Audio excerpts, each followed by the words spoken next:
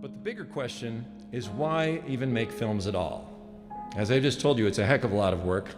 I spent 5 years working on Inside Out, took hundreds of people, working thousands of hours. Why do we spend our lives making movies in the first place?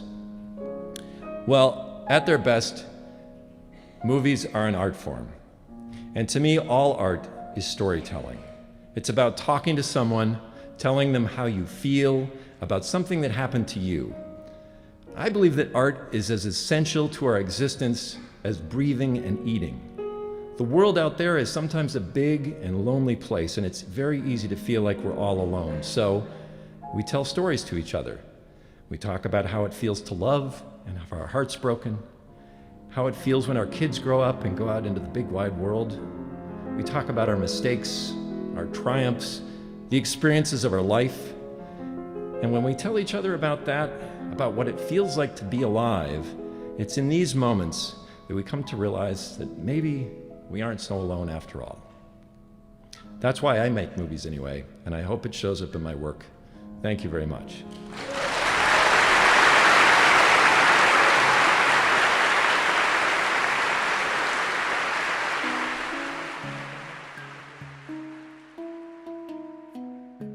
At some point on our cosmic journey through this universe, we began to experience more deeply than we ever had before. We gained the capability of describing ideas that were more and more complex. Archaic calls and shrieks became a complex configuration of tones which came to symbolically represent the outer and the inner worlds of this thing, which since the dawn of its coming into being has been at the center of human fascination. Today, it's largely referred to as consciousness, but once upon a time it was better known as spirit. As we developed this spirit, we began to wonder, where did it come from? Where do we come from? What are we? Where are we going? And what do we do in the meantime? These are the questions of the soul. They're questions not for the material realm, but for the inner realm. They are the questions that dwell within the spirit of mankind. Humanity's greatest attempts at answering these questions lie in the greatest stories we've ever told. Because shared stories way, way, way back around the campfires of archaic man, that is where we forged our identities. For it is through storytelling that we became the gods of our inner realms, way before we set out on the conquest of the outer. We forged the inner. We did this through mythology, stories designed to give us a sacred center from which to orient ourselves. Not a physical space, but a spiritual one. As apes, our center could only be a physical one, nested high up in the trees. But as we were cast out and took to the plains, we were forced to create a deeper sense of identity for ourselves. We looked to the stars in awe, gazing upon the creations of the gods. We told of their stories, of how they created the cosmos and everything in it, including ourselves.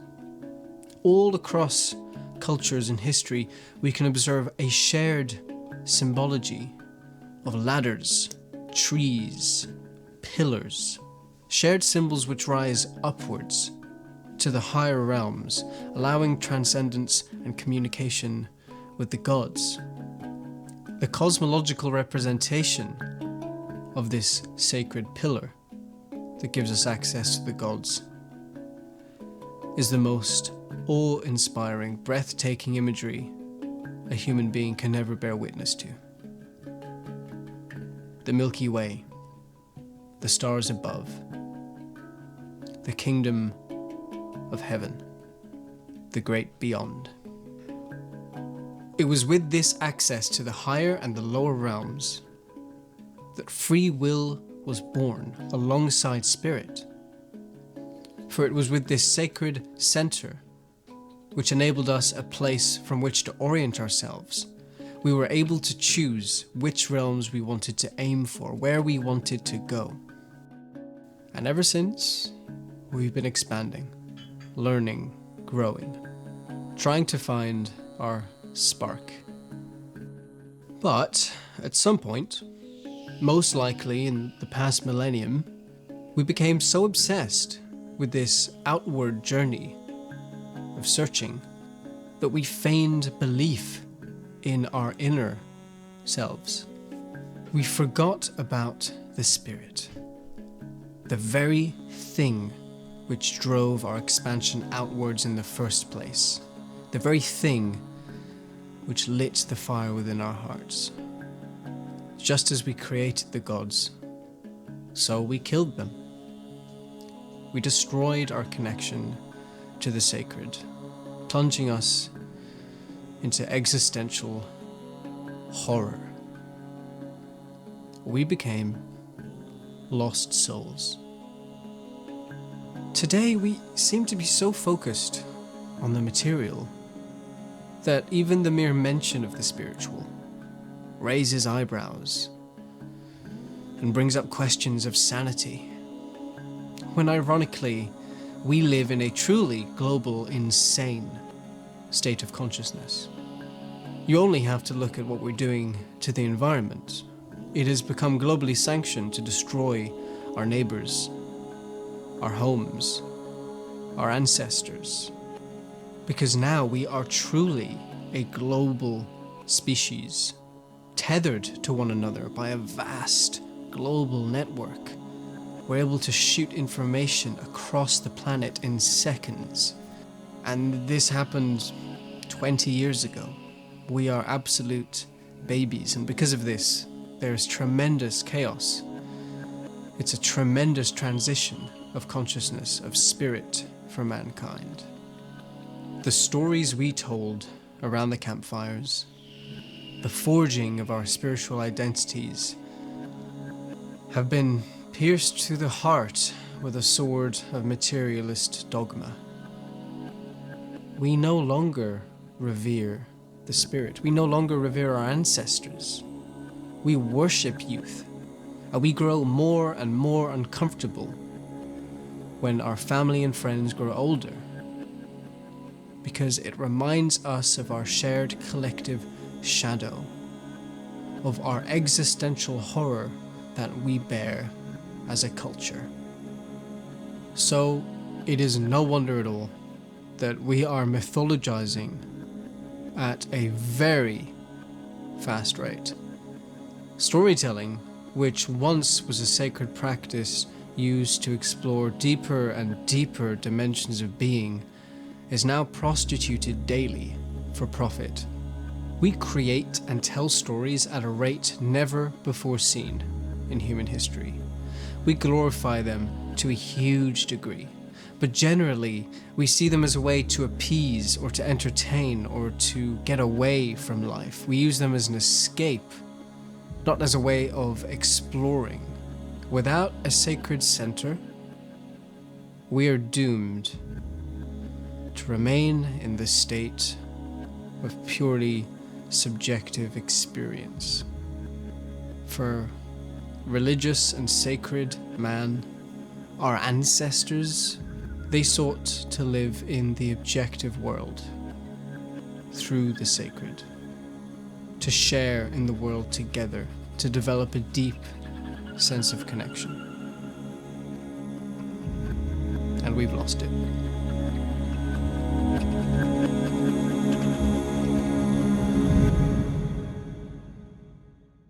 But, and there's always a but, darkness is an inherent quality of light.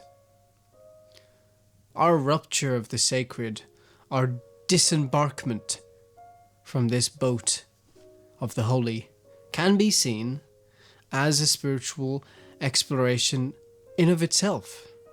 By exploring the material realm and pushing outwardly at such a rate, we have done things that I'm sure even God himself would not have expected of a bipedal ape. We have technological wonders which truly are magic. They are beyond astounding. And we've explored the depths of the ocean, the highest peaks, and we are taking our first steps into the stars, into the cosmos, the cosmic pillar, the heavens. They are now seemingly, soon to be, within our grasp. And this journey into the stars, these wondrous heights that we are achieving, they are of tremendous importance. For the closer we get to the cosmos, to the cosmic pillar, that is the foundation of the sacred, of our spirit, the closer we get to that, the closer we get to reconnecting with spirit. In other words, killing God may have been a prerequisite for reaching the kingdom of heaven. The exploration of the inner and outer worlds are coming into balance, slowly but surely, as we culturally come to approve of tools such as psychedelics, spiritual wellness, mindfulness. But the greatest exploratory tool of all, as it always has been, is storytelling. We may have made story a prostitute in our modern age, but her transcendental wisdom and astounding beauty is getting harder and harder to ignore. Cinema, video games, online media, they're blooming. They're blooming at an incredible rate, and as they bloom, the sacred blooms with them. For creation itself is a divine act, an act originally consecrated to the gods. We are the result of divine creation, and our creations are taking on a divine quality of their own. This divinity becomes apparent in the very best of our modern day creations. It evokes incredible emotion within us. It can bring you to tears. It is invoking that spiritual center of you that you did not even know was there. Witnessing cinematic artistry at its finest is a religious experience in disguise. And the best films, the best stories, evoke these emotions and these reactions from us because they seek to answer the archetypical questions of the human condition. The questions that have been with us since the emergence of consciousness, of the spirit. Where do we come from? Who are we? Where are we going? And what the fuck do we do now?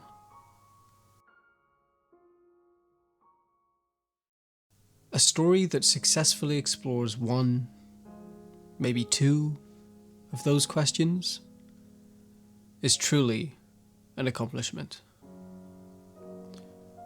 But a story that successfully explores all of those questions, that is sacred mythology that evokes the very essence of what it is to be human. Thanks for watching.